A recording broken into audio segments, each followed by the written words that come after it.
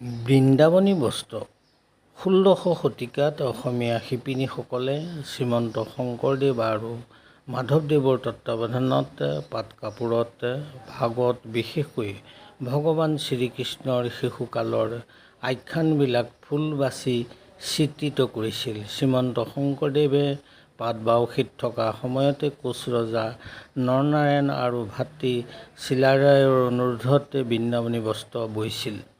নৰনাৰায়ণ ৰজাই শংকৰদেৱৰ মুখেৰে শ্ৰীকৃষ্ণৰ লীলা শুনিবলৈ পাই অভিভূত হৈ তেওঁৰ কাহিনী চিত্ৰৰ জৰিয়তে চাবলৈ ইচ্ছা প্ৰকাশ কৰাত শংকৰদেৱে সেয়া কাপোৰত ৰং বিৰঙৰ সূতাৰে ফুটাই তোলা সম্ভৱ হ'ব বুলি কোৱাত ৰজাই তাৰ বাবে যাৱতীয় ব্যৱস্থা কৰিবলৈ গাত লয় আৰু পাটবাউসীত থকা সময়তে বৰপেটাৰ তাঁতীকুছি নামে ঠাইত শিপিনীসকলৰ জৰিয়তে এই কাম কৰিবলৈ মনস্থ কৰি মাধৱদেৱৰ সৈতে আলোচনা কৰে।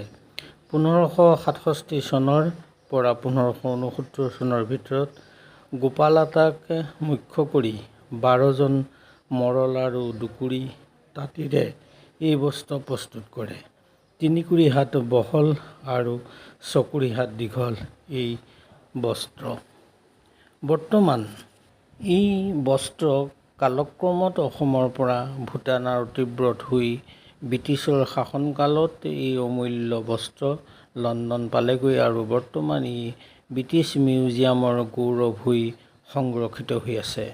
বৃন্দাবনী বস্ত্ৰ কেৱল এডোখৰী কাপোৰ নহয়, ই হ'ল অসমীয়া জাতিৰ প্ৰাণ আৰু গুৰুজনাৰ আধ্যাত্মিক তথা শৈল্পিক প্ৰতিভাৰ সৰ্বশ্ৰেষ্ঠ নিদৰ্শন।